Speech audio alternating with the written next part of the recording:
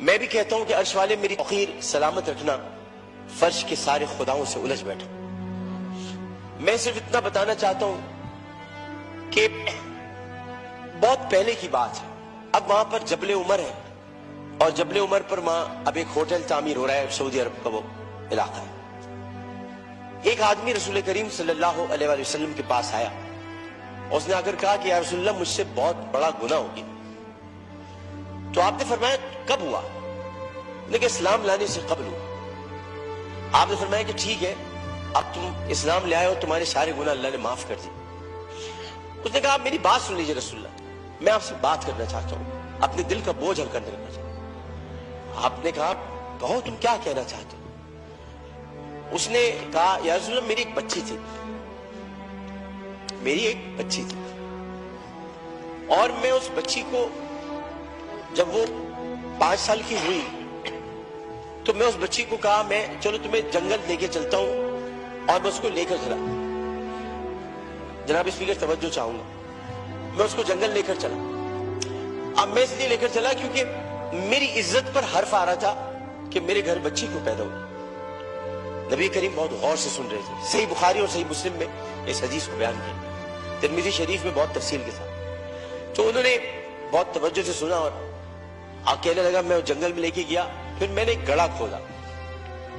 گڑھا کھودنے کے بعد میں نے بچی سے کہا اس میں لیٹ جاؤ۔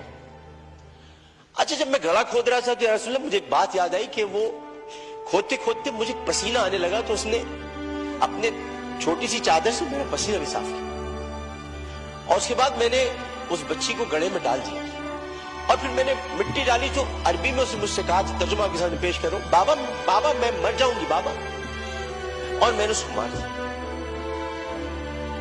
بہت دیر تک خاموشی حجر رسول میں رہی۔ اس نے دیکھا تو رسول کریم صلی اللہ علیہ وسلم رو رہے تھے، خاتم النبیین، سید المرسلین، شفیع المذنبین، انیس الغریبین، رحمت للعالمین، راحت العاشقین، مراد المشتاقین، شمس العارفین، سراج السالکین، مصباح المقربین، محب الفقراء والغرباء والیتام والمساکین۔ ہمیں سکھاتے ہو، ہم تو ختم نبوت کے محافظ، ہمیں سکھاتے ہو۔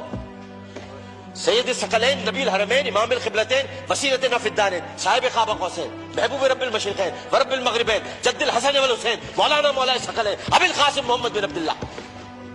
پر درمیان میں نہ بولو، حدیث کے درمیان نہیں بولو۔ اس کے بعد نبی کریم صلی اللہ علیہ وسلم نے یہ کیا کہ ان کے زارو قطار آنسو بہنے لگے، اور انہوں نے کہا کہ قسم اس پروردگار کی جس کے قبضے میں محمد کی جان ہے صلی اللہ علیہ وسلم، اگر تو اسلام نہ لاتا تو میں تجھے سر عام سب کے سامنے تیری گردن اڑاتا۔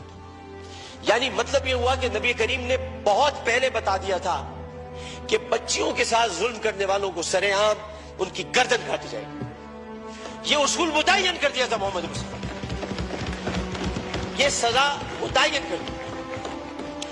ظلم کرنے والا جناب اسپیکر کوئی صنف نہیں رکھتا، خدا کے لیے اسے مرد نہ کہے، خدا کے لیے اسے عورت نہ کہے۔ ظالم کی صنف نہیں ہوتی، ظالم کی صنف نہیں ہوتی، ظالم نہ مرد ہوتا ہے، ظالم کو مرد نہیں کہتے۔ میرے بھائی نے کہا ہے فیصل بانڈا نے میں نامرد بنا دوں گا، ارے وہ تو ہے ہی نامرد، جو عورتوں کی عزت لوٹتے ہیں کیا نامرد بناؤ، وہ تو ہے ہی نامرد۔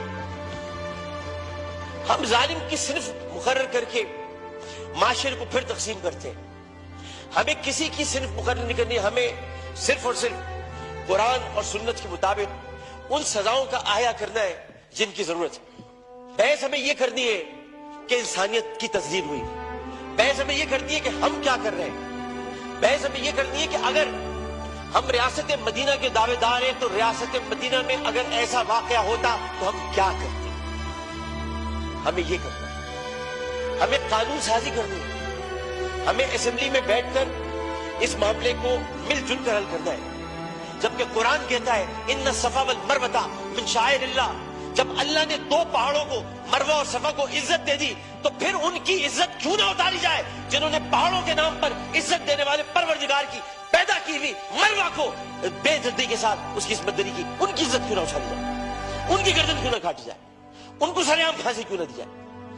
جناب اسپیکر، میں آپ سے صرف یہ بات کہنا چاہتا ہوں، میں شکریہ ادا کرتا ہوں اپوزیشن بینچز کا بھی، میں شکریہ ادا کرتا ہوں اپنی پارٹی کا بھی، میں سب کا شکریہ ادا کرتا ہوں کہ جو اس وقت اس درد کو سمجھ رہے ہیں, جو درد کو سمجھ کر بات کر رہے ہیں, اور جو نہیں چاہتے کہ اس وقت سیاست ہو. ہم میں سے کوئی نہیں چاہتا, اور جو ان باتوں پر سیاست کرے گا معذرت کے ساتھ, پھر وہ سیاست کر رہا ہے, عبادت نہیں کر رہا. وہ عبادت نہیں کر رہا. یہ اس وقت عبادت کا مرحلہ ہے, اور عبادت صرف 5 وقت پروردگار کے سامنے سر جھکانے کا نام نہیں ہے. عبادت ظالم و جابر حاکم کے سامنے کلمہ حق کہنا بھی ہے, اور عبادت اپنی جگہ پر رہتے ہوئے جو اللہ تعالیٰ نے قوت گویائی عطا کی ہے, اور 5 سوالات جب حشر میں کیے جائیں گے, کہاں سے کمایا تھا, کیسے کمایا تھا, جوانی کہاں گزاری, بولنے کا علم دیا تو بولے کہ نہیں بولے, ما کنت تقول فی ھذا الرجل, اس رسول کے بارے میں تمہارا کیا خیال ہے, کیا جانتے ہو, اس وقت ہماری زبانیں گم ہو کر نہ رہ جائے. اس لیے ہمیں اپنی اپنی جگہ پر رہتے ہوئے اس کو عبادت سمجھ کر اپنا حق ادا کرنا ہے.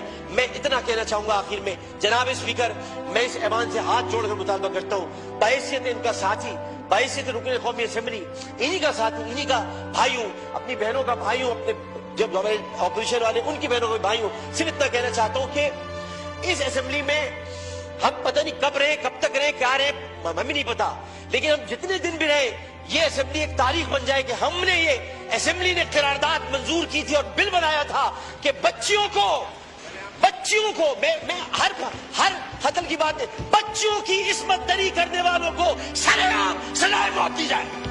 شکریہ جناب.